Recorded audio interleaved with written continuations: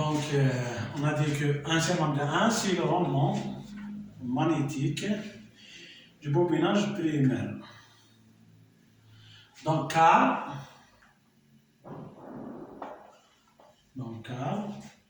il représente le rapport entre le flux utile, qui est le flux magnétisant, d'accord, canalisé par le circuit magnétique, d'accord, et le flux propre créé par le bobinage primaire. D'accord? Donc je m'explique. Donc lambda 1, on a dit qu'il est supérieur à 1. D'accord? Ça veut dire lorsqu'on mesure l'inductance, donc on mesure l'inductance propre. Et celle-là, elle est supérieure à l'inductance magnétisante. D'accord? Donc on peut calculer facilement donc, N1 au carré sur la réluctance du circuit magnétique, qui est égale à la réluctance égale à 1 sur mu fois la longueur moins 1 sur la section du circuit magnétique SE. D'accord? D'accord? Et on le trouve supérieur à 1 sur condition d'Hopkinson. D'accord? Donc à cause du fluide qui se rajoute à l'inductance principale ou bien magnétisante. D'accord? Donc l'inverse de lambda 1, ça veut dire 1 sur lambda 1. D'accord? Vous remarquez ici, c'est le rapport entre le flux utile. D'accord? Utile, ça veut dire qu'il va arriver au secondaire et il va contribuer à la conversion d'énergie. D'accord? Par rapport au flux propre, total, créé par la bobine primaire, ou bien le bobinage primaire. D'accord? Donc le rapport entre ces deux flux utile et le flux créé, pour nous c'était un flux d'entrée, et ça c'est le flux de sortie. Donc c'est le rendement magnétique du bobinage primaire. D'accord? Donc il ne faut pas oublier que tout ça, c'est qu'on alimente le primaire et le secondaire, il est ouvert. D'accord? Ça veut dire aucun courant qui traverse le secondaire. Maintenant, si on fait l'inverse, donc si on alimente le secondaire et on ouvre le primaire, d'accord? Donc normalement, on trouve des résultats similaires à celles trouvées pour le bobinage primaire.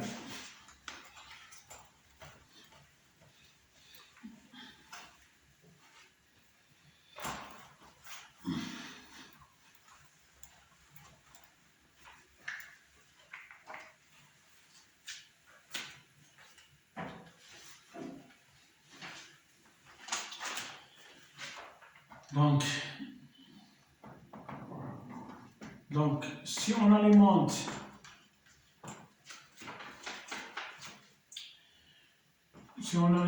maintenant le bobinage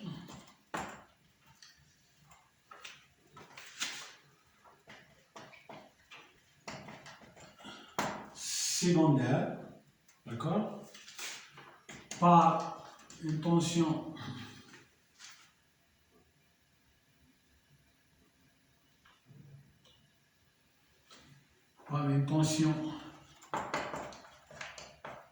I2.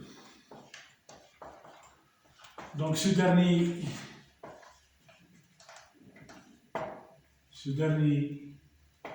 sera traversé, bien parcouru, traversé par un coron et deux, d'accord? Et le bobinage primaire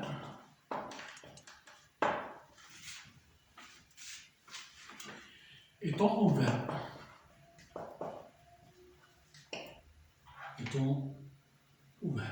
D'accord? Donc on va essayer de schématiser ça.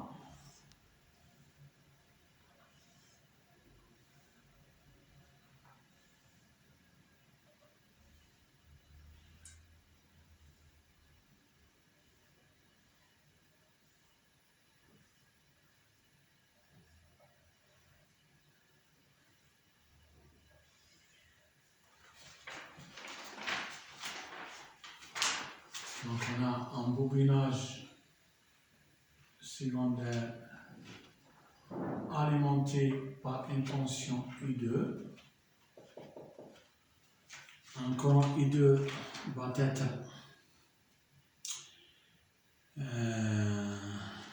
traversé, ou bien un courant I2 traverse le bobinage secondaire. D'accord? Donc un flux secondaire, donc un flux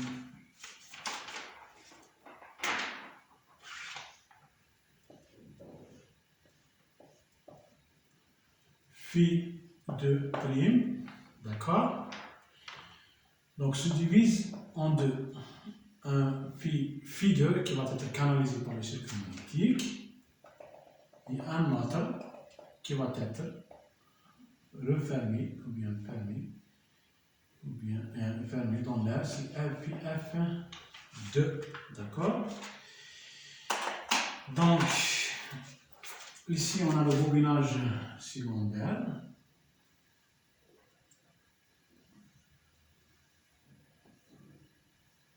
D'accord? Donc on aura une tension et un 0. Donc le courant est 1 égale à 0. Donc parce que le primaire est ouvert. D'accord? Donc la rélectance magnétique du circuit magnétique qui va canaliser le circuit de champ, bien de flux phi 2, c'est toujours R. D'accord? Celui des fuites, d'accord? Celui des fuites donc a un circuit magnétique de rélectance RF2. D'accord? Donc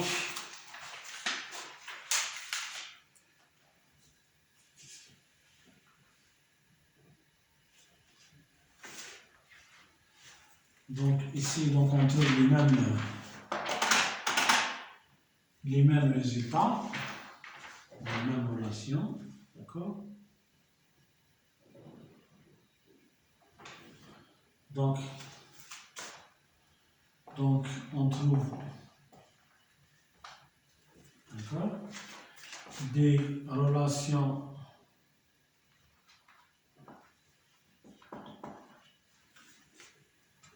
semblables.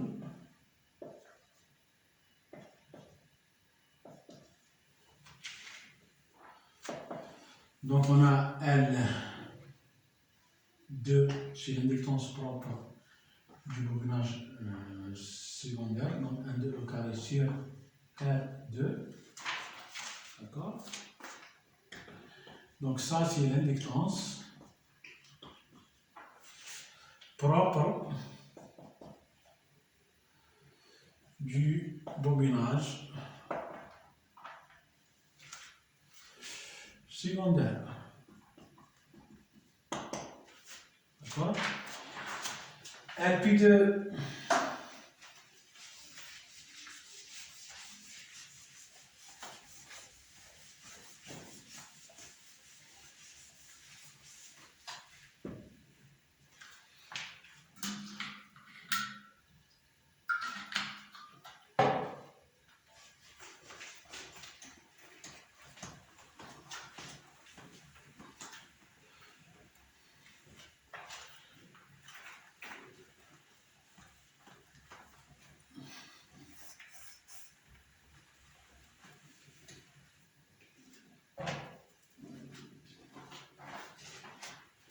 Donc Lp2 qui est égal à 1, 2 au carré sur R. Donc c'est l'inductance principale ou magnétisante du bobinage secondaire. Le bobinage secondaire. D'accord?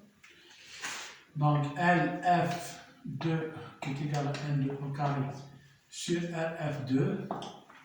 D'accord?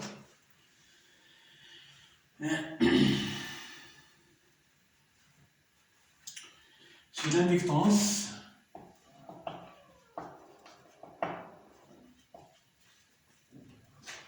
de fuite partielle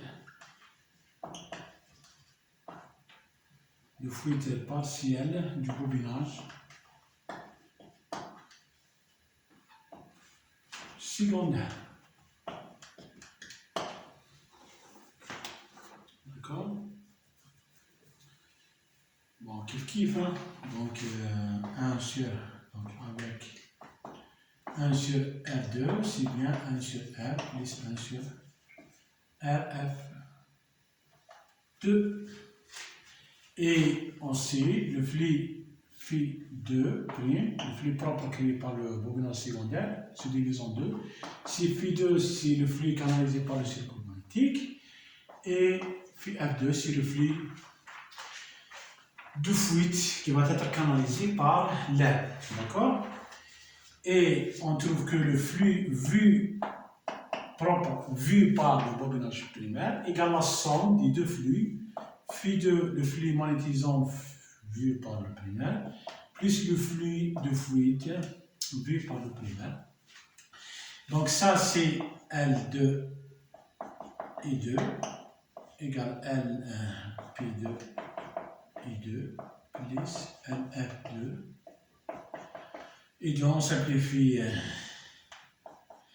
I2, donc on trouve L2 égale à LP2 plus LF2. D'accord? Donc on va encadrer aussi cette relation très importante. Et donc, l'inductance, on a dit l'inductance mutuelle.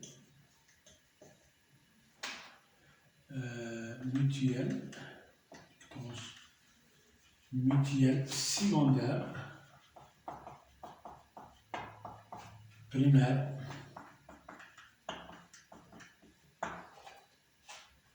reste la même. Donc, et naturellement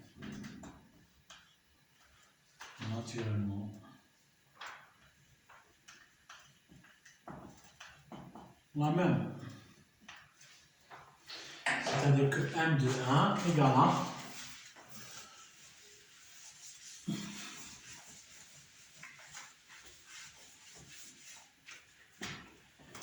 à 1 égale 1, 2 sur la réductance.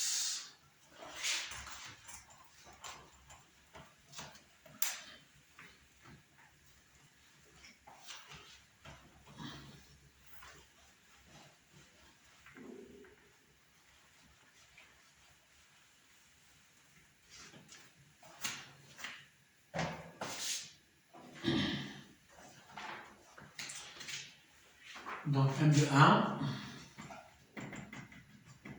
égale N1, N2 sur la réductance. D'accord? Donc de même, donc le coefficient, donc pour quantifier les fuites côté secondaire, d'accord? Côté secondaire seul, hein, que le primaire il est ouvert. D'accord? Le coefficient d'Hopkinson de bobinage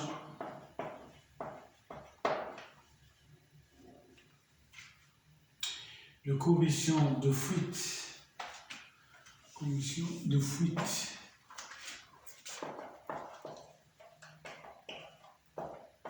Dawkinson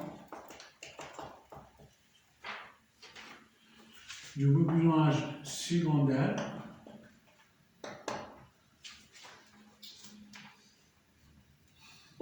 automatiquement c'est lambda 2 égale à phi 2 prime qui divise phi 2 qui est égal à phi 2 prime qui ira sur phi 2 qui est égal à L2 sur L pi 2. Et donc ici, période est égal à 1. D'accord? Donc il inverse de ça 1 sur lambda 2 qui est égal à phi 2 sur phi 2 prime. D'accord? Phi 2 sur prime égale L pi 2 sur L2. Donc inférieur à 1. D'accord? Et considéré comme le rendement magnétique du bobinage secondaire. Donc, est considéré comme le rendement magnétique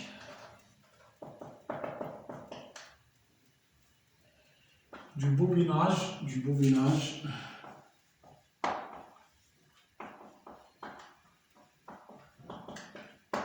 secondaire. D'accord?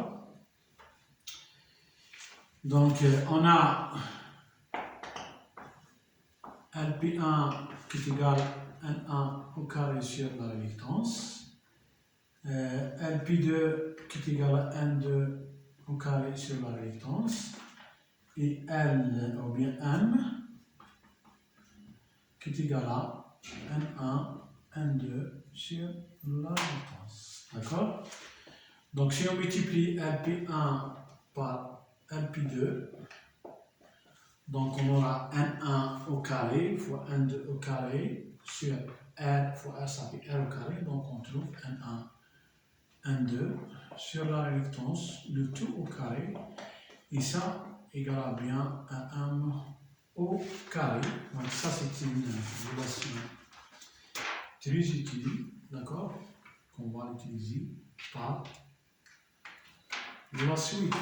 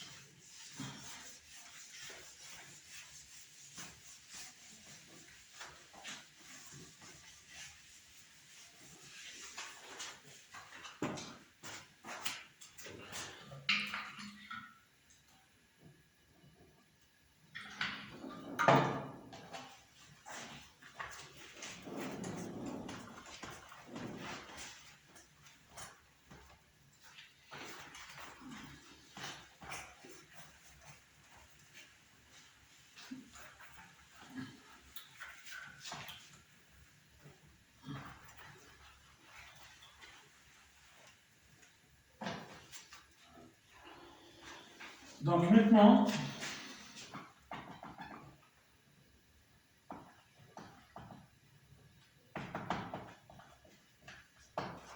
on alimente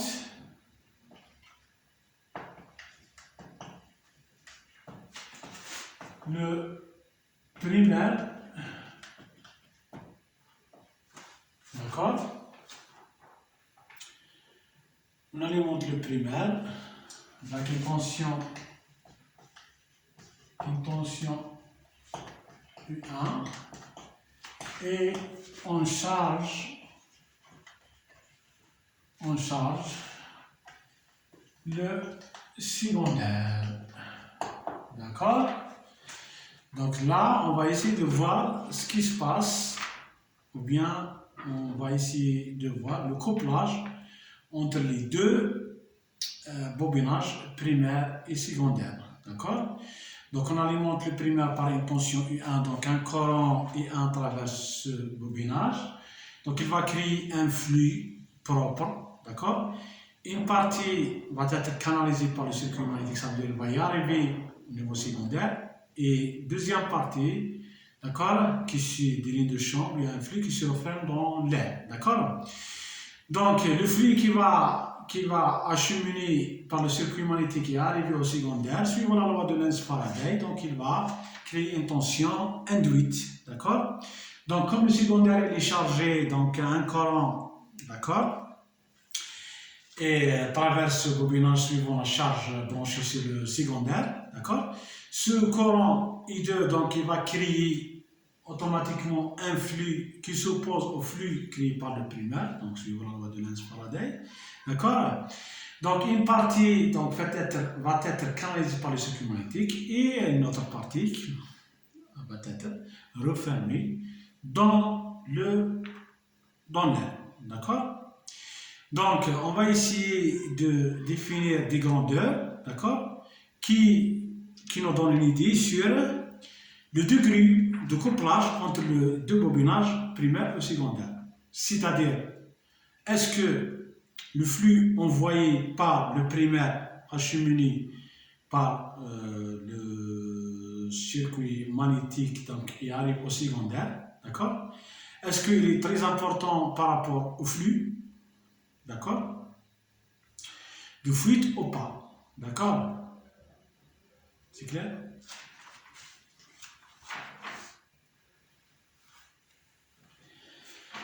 Donc on a cette relation importante. Donc on a LP1 fois LP2, on a dit qui est égal à M au carré. Donc LP1 c'est bien L1 moins LF1. D'accord? Et LP2 c'est L2 moins LF2 qui est égal à M au carré. D'accord? Donc avec l'inductance propre N1 égale LP1, l'inductance magnétisante bien principale, plus LF1, et L2 égale LP2 plus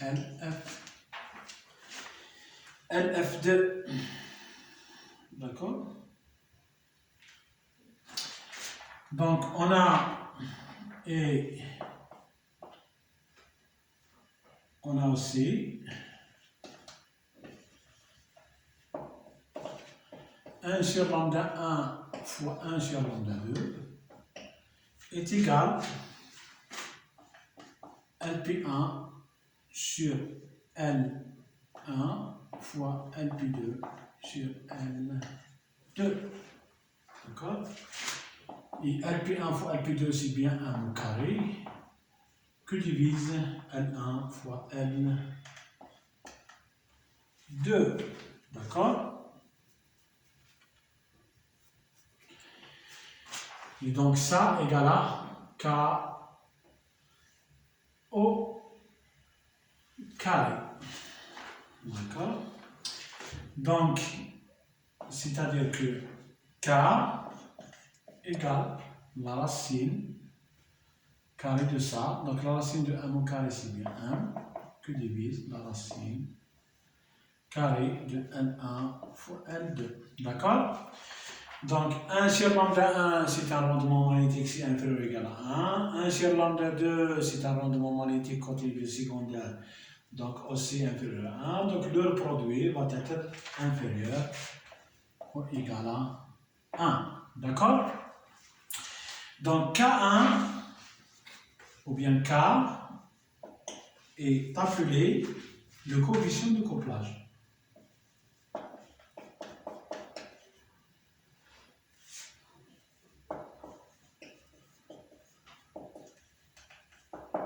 Le coefficient de couplage. D'accord? Donc le couplage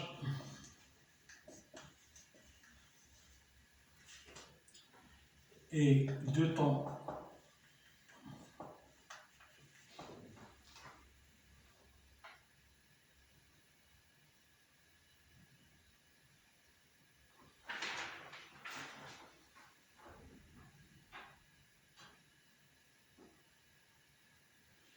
est d'autant mieux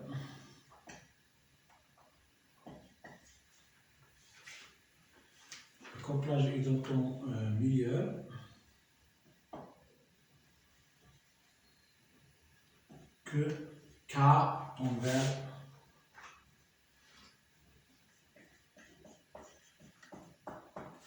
envers 1. D'accord? Plus K s'approche de 1, donc on a un meilleur couplage. Ça veut dire que la majorité du flux magnétisant créé par le primaire et acheminé par le circuit magnétique et arrive au bobinage secondaire, d'accord? Est très supérieur au flux du fluide, d'accord? Au flux du fluide total. D'accord? Donc, vous remarquez ici que K au carré, donc 1 sur lambda 1 fois lambda 2, donc c'est le produit des deux rendements magnétiques. C'est comme si on a deux systèmes en cascade et le rendement total, c'est bien le produit des deux rendements. C'est-à-dire que K au carré, c'est le rendement, d'accord, du bobinage primaire secondaire couplé. D'accord? C'est un rendement magnétique. D'accord?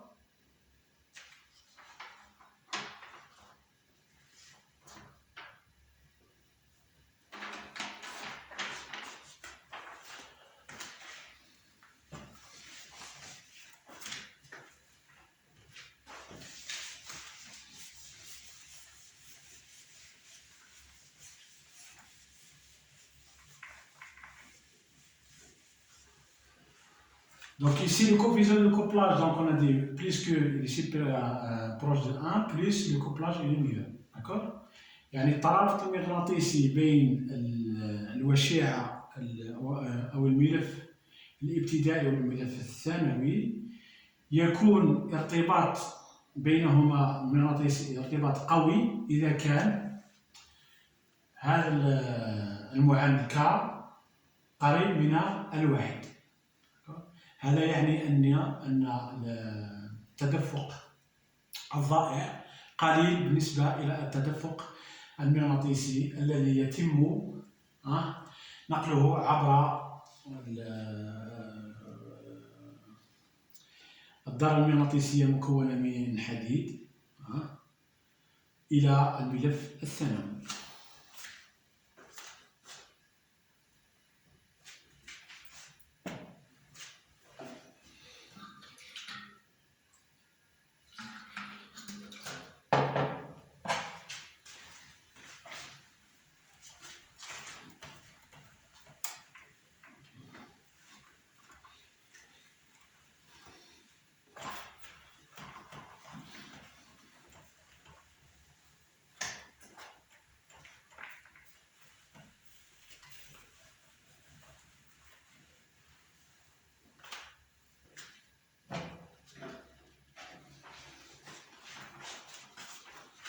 Donc, K au carré qui est égal à 1 sur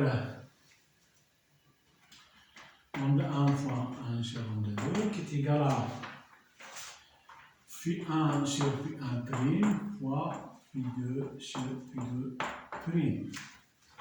D'accord? Donc, on a dit que le transformateur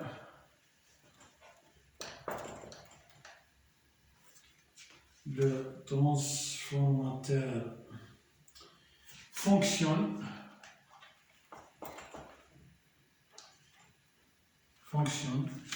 à flux soustractif, c'est-à-dire que le flux, c'est-à-dire que le flux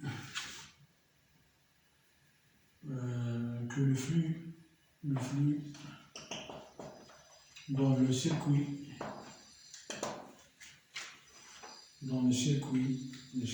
magnétique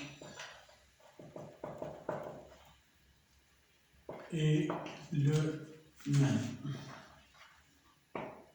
D'accord? Puis 1 égale à puis 2. Donc, on peut démontrer cette égalité. Cette égalité, donc en utilisant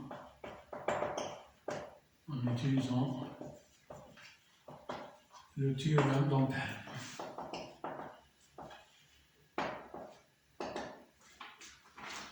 Donc, on a H1 fois L moyenne égale à N1 et 1.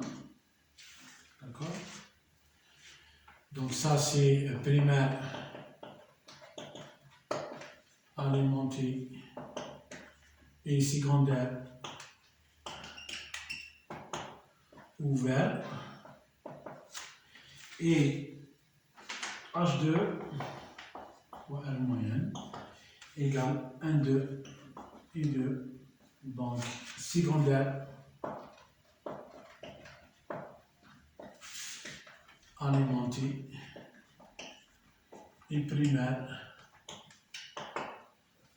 ouvert. D'accord? Donc, H1, c'est B1 sur mu fois L moyenne égale à N1 et 1. Et H2, c'est B2 fois mu moyen égale à 1, 2 et 2. D'accord? Donc, P1, c'est bien Phi1 sur SE.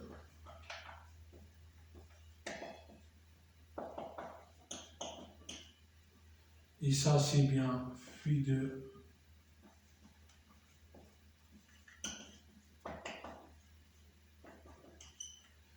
1, 2 et 2.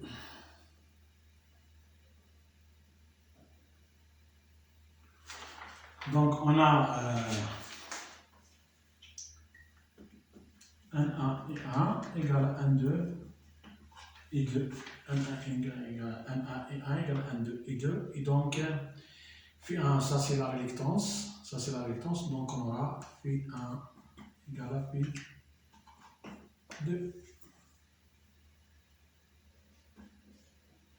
D'accord? Phi1 égale à Phi2.